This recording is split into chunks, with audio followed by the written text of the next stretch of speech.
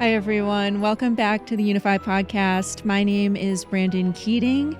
I am your co-host, and I am also the co-founder and CEO of YOUnify, which is a nonprofit organization dedicated to helping you flourish and thrive.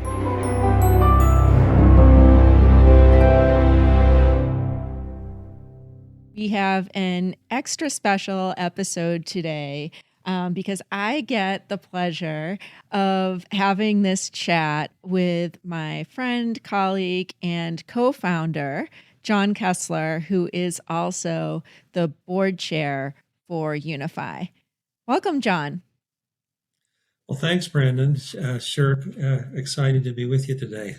Fantastic. So y'all have heard us talk quite a bit on the podcast about the book Leadership for Flourishing. And John and I actually co-authored a chapter in that book. So we're going to dig into that a little bit today. But before we do that, John, I'd love if you could share with folks what your definition of leadership for flourishing might be. Well, it's really an interesting combination of the utter simplicity is that you can't flourish without engaging with other people in flourishing. So by definition, if you're flourishing, you're engaged in leadership for flourishing. But at the same time, there's just a beautiful holistic vision that has a lot of depth and subtlety to it. So it's kind of an interesting both and way to hold this concept. Fantastic. Yeah. And I would say both and is, or holding both and well is sort of at the essence of the work that has animated your engagement over the years. We'll come back to the book in a minute, but I'd love if we could maybe share with folks a little bit about how we came together and how YOUnify got started. I suppose we're a little bit of an odd couple in terms of our geographic and political and faith background and more. Could you share with folks a little bit more about who you are, where you come from, sort of just a little bit of your background? Sure, happy to do that, Brandyn. I was trained as an attorney, and because even way back when, in the early 1970s, I was, really aware of the challenges we had in society with our institutions not working very well. So I've spent most of my career as a part-time attorney and part-time worker locally and globally in lots of different settings, just to explore how can we make society work a little bit better. What does that mean for personal growth? What's the inner work related to that? So I've really just kind of been in a constant exploration, trying to work with different models and different kinds of settings over the years, and formed a nonprofit about 20 years ago, located in Salt Lake City, where I've lived for several decades now. And that led up to not too many years ago that we ran into each other. Yes, we did. And I think, the context when we ran into each other was really about bridging divides. But one thing that I really appreciated about you is that you weren't just looking at, sort of how do we smush left and right together, or how do we meet in the mushy middle, but rather looking at how can we unleash the creativity of people to work together to generate new evolutionary solutions. And so, I'd love to hear a little bit more from you about your journey developing integral polarity practice and engaging with different civic engagement models and sort of what you were seeing at that time that needed to be done. Why did there need to be something new to help, to help folks communities, individuals, ecosystems reach their full potential? I'd love to do this, but since this is kind of a joint introduction to where YOUnify came from, how about your sharing just a little bit about your background and what led you to sort of begin co-engaging in previous years? Yeah, thanks, John. You are typically super generous, and I had come from nonprofit organizations, campaigns, political campaigns, building cross-sector networks. And I think, part of what I was seeing was that we needed to be able to not just kind of, again, try to smush polar opposites together, but try to find a way that folks could work together to kind of create whole greater than sum of its parts solutions. To borrow a cliche, another way to think about it is to connect deeply on their values, to think about how can we unleash our full creativity to create breakthrough solutions. So, I came from a world which in some ways is very tactical when it comes to creating change, when we think about political campaigns and so forth, and also has the benefit of, and I think one of the things I really learned from my life in political campaigning and in building large-scale nonprofit organizations, of really providing a crash course in bringing people together across differences to reach a shared goal, and in connecting on those shared values, as well as how can we build that into a scalable organization that doesn't just talk about things, but gets things done in the world. Yeah. It's so interesting how our interests align so deeply, but we come from quite different backgrounds. But I think what we've both learned is different can be complementary. And I think that was the essence of what brought us into founding YOUnify together. One of the primary themes for me was looking for something that was uh, more holistic, less divisive. How do you bring complex perspectives together? How do you create an environment where people can be seen and heard and listened to?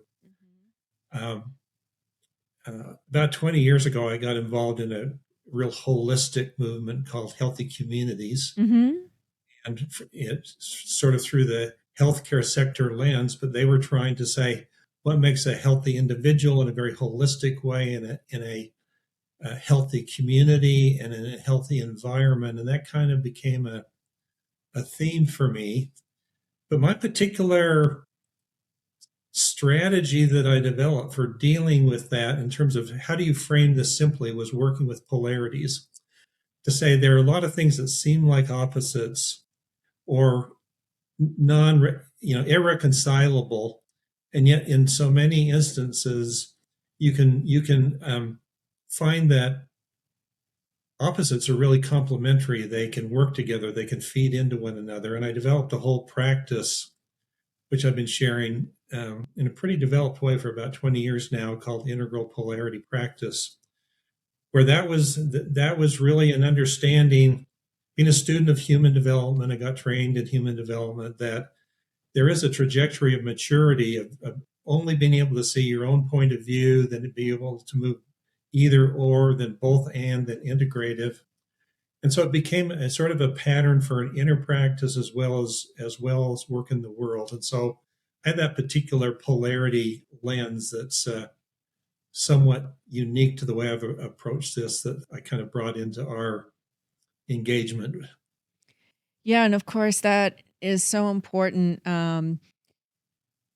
in terms of trying to create change in the world, to be able to take all of the different talents and gifts that folks have coming from different backgrounds, different angles, and figure out how can those complementarities help us reach new solutions. And, our chapter, of course, digs into how we use integral polarity practice as part of our work in YOUnify in order to bring people together and create change, create solutions, create sort of an understanding of what is and move forward from there. I'm curious if there's an example polarity that comes to mind that you might share a little bit about to help folks understand what we mean by balancing those polarities and how the practice might help them in their daily lives, or working with those polarities, I should say. Yeah, sure. One that's just front and center all of the time is the importance of agency, having choicefulness, having a sense of freedom, and doing things in your own ways, in a way seeking your own flourishing as you see it. And then the other side of that is community, being part of a collective, connecting with others, maybe even beyond that, connecting with all life.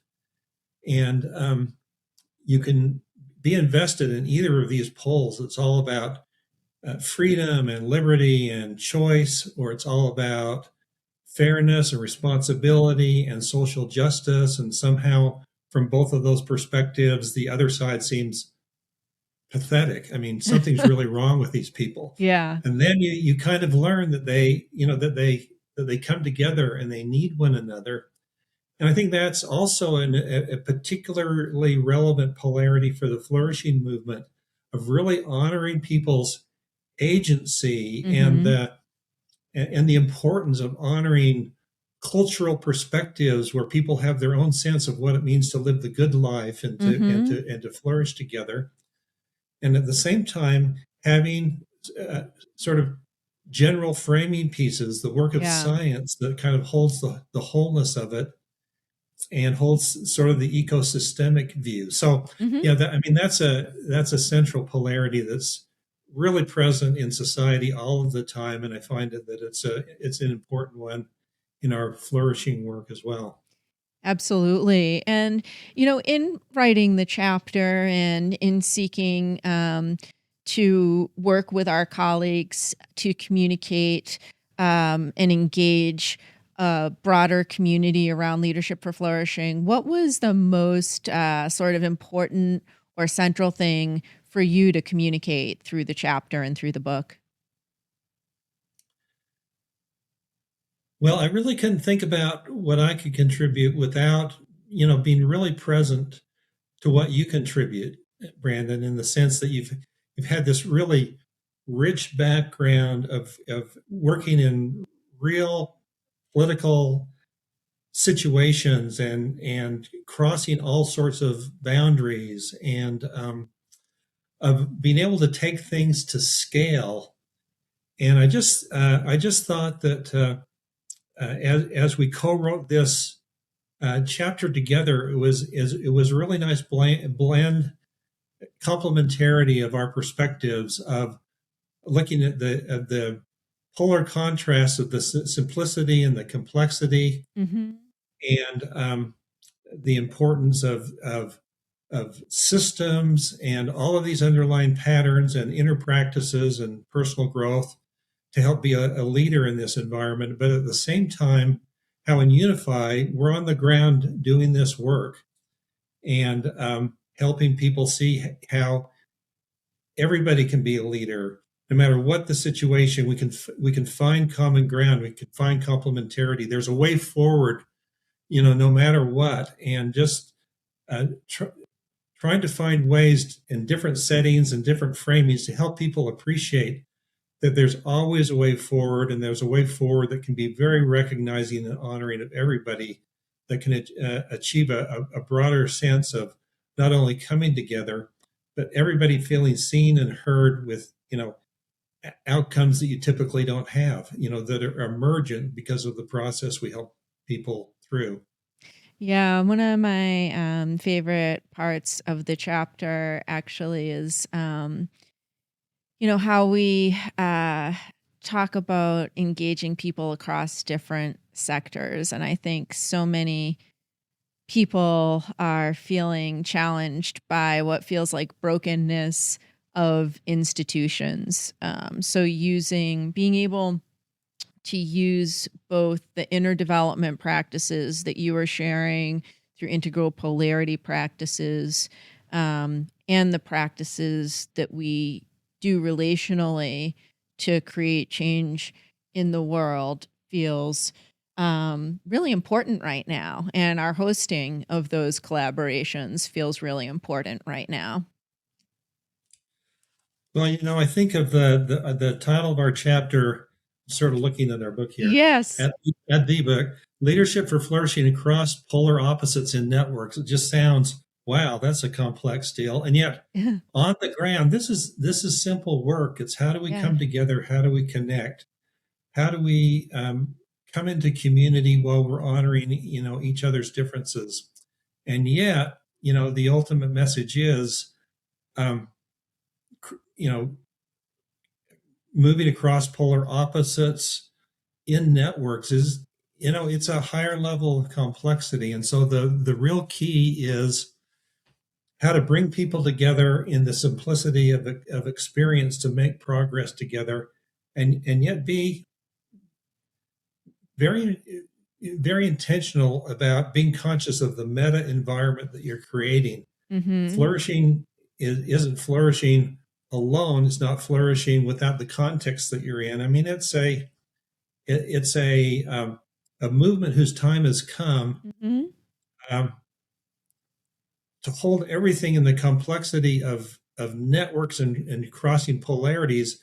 But the other side of that is the utter simplicity of people coming together and feeling I'm in an environment that I can trust and we care about each other. It's almost as simple as that. I mean, that's sort of the bottom line, creating trusting, caring environments. And, you're on the ground doing this all of the time, Brandyn, and you're just so skilled at it.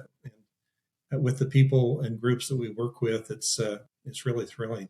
Well, that is very kind. And I think, John, you are certainly as well a cultivator of those trusting environments. And I'm wondering if you could share, so for people who are watching or listening or thinking about like, where would I start to build a trusting, caring environment, or what's a first step I could take if, I want to change institutions by helping others have or helping myself have more sort of agency. Is there a first, at the same time as balancing that with communion, is there like a simple first step that you would recommend to people who are listening and thinking like, where could I get started on this?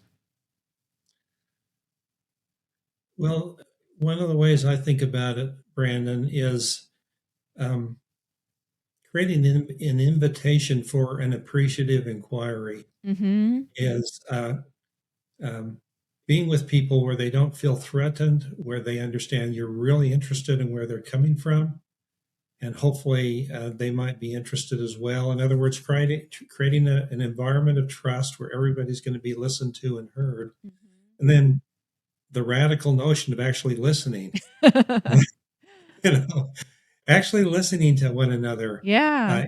in an environment of trust and caring is kind of the bottom line. It's sort of the utter simplicity of the formula upon which everything else grows out of, I think.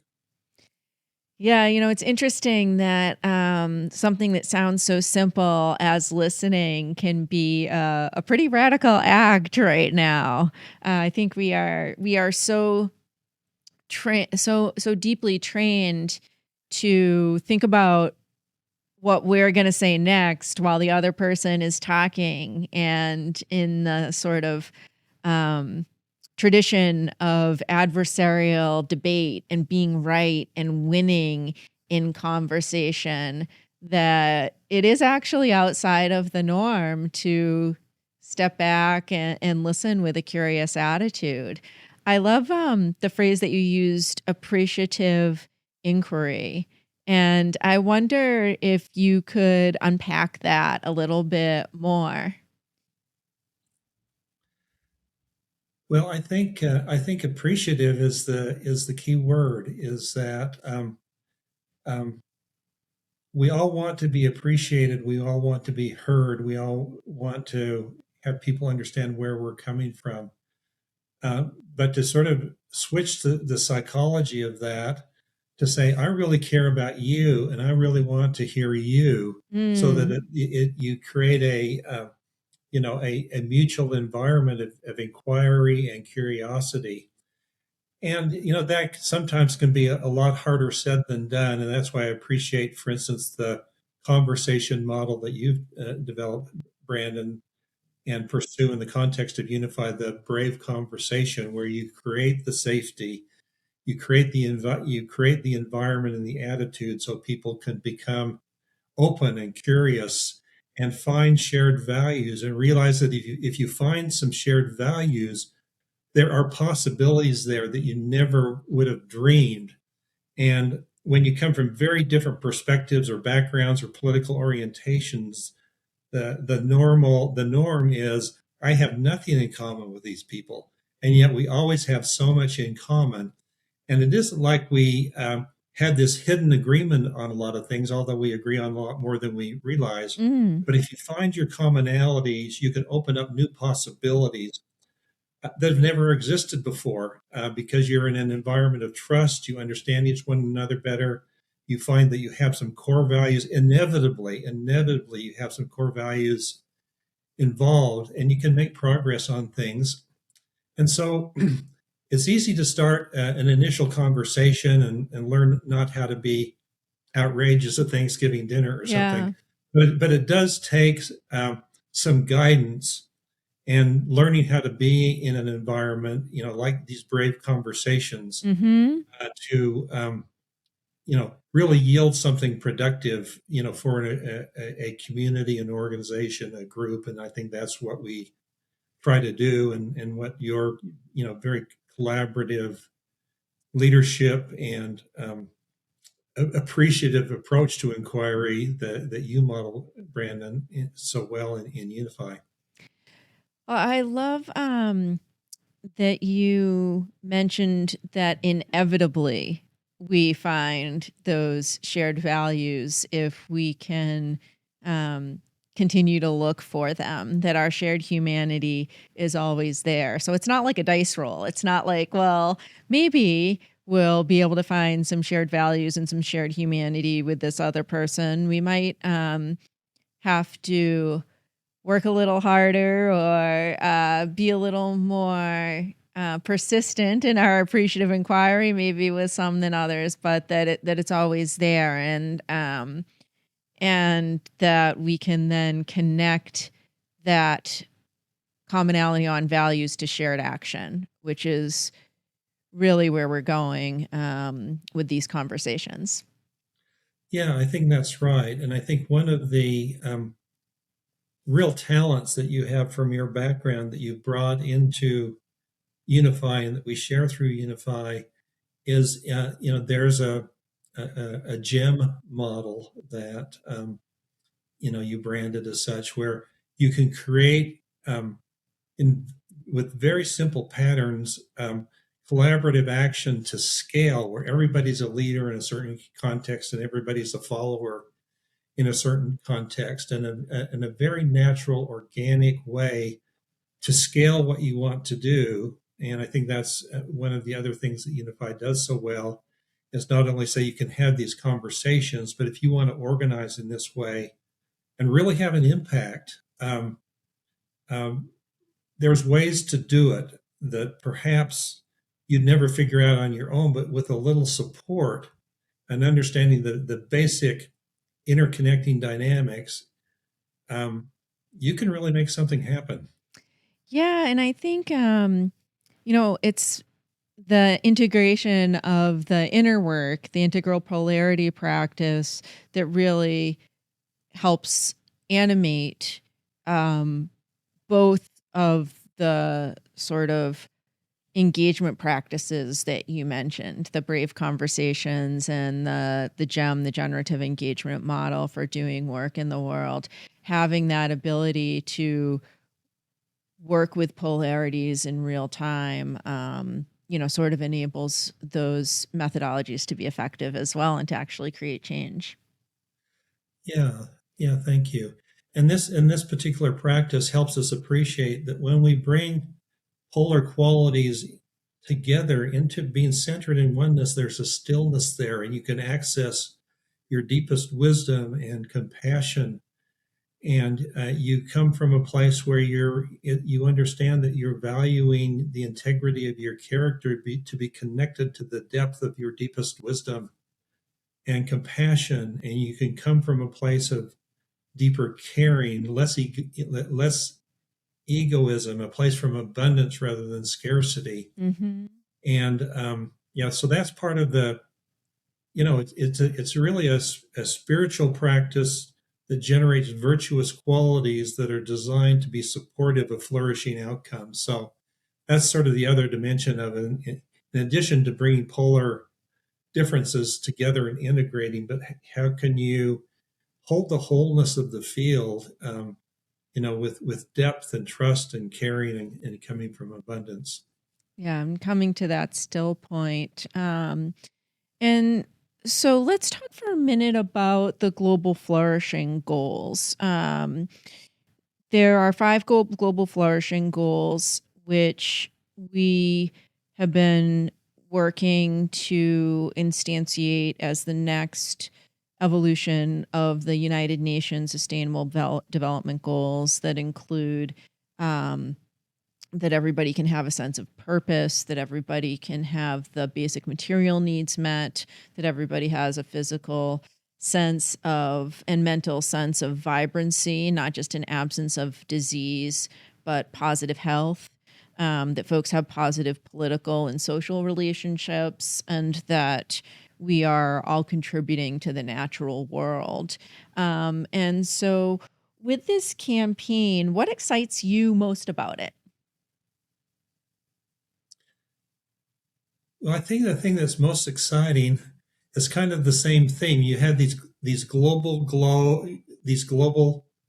goals, and there's a lot of science behind it. But the real message is, let's give everybody an opportunity to exercise their own agency in terms of what it means to flourish to them and the cultures and the environments, and hold kind of this global view, but a deep honoring across cultures, southern and northern hemisphere. I mean, this is a global thing, and the richness and the excitement of the richness that hasn't even begun to emerge yet of bringing some of these research-based principles in a way that's deeply honoring of the richness of each of us and our own environments and our cultures. And it just, rather than having, GNP or whatever the goal is, this is flourishing is how do we live into the full enchilada of a better life? Yeah. However we see that and feel that. And I just think that the institutions we're living in locally, regionally, globally, however you define it, are not helping us do that. Yeah. But this is an approach that helps us understand this individually and collectively in a way that I think can help the institutions that are falling apart right now evolve, because it's from it's honoring the richness of each of us. Yes, and really placing at the center of the incentive structure for politics, for business, for education, all of the different sectors, really placing at the center what is going to make all people have that sense of better off across those dimensions. I think just has extraordinary potential, and we're already seeing such exciting partnerships emerge across sectors around it. Well, frankly, what I've been thrilled about, Brandon, is in the midst of this, with people from so many different disciplines all over the world moving into this and seeing this is really important to support these global flourishing goals, that because of how you've been modeling this, YOUnify under your leadership was invited to help socialize this in the world. And yeah, I mean, congratulations. And I'm excited as the chair of YOUnify that we've taken on the stewardship to sort of help socialize these goals. And on that note, we do have the Write the Future campaign that anybody who is watching or listening can get involved with. We are going to be hosting and supporting you to host local events where we can come together, imagine the hopeful future, and develop action steps to start to pursue it in our local communities. And John, this time has absolutely flown by. So I want to thank you so much for joining the podcast today. Thank everybody for listening. Please remember to like and subscribe to the channel. That really helps us bring this message to more people and helps create the change that we are talking about and have been discussing today. So if that feels exciting to you, you can start to help right now by clicking the like and subscribe button. And we have the links below as well for the Leadership for Flourishing book and for the different ways to get involved and to connect with John and his additional work as well. So we'll see you soon. And thanks again, John, for joining. I hope you have some good stuff planned for the rest of the day. Well, thank you, Brandon. Appreciate everything. Yeah. And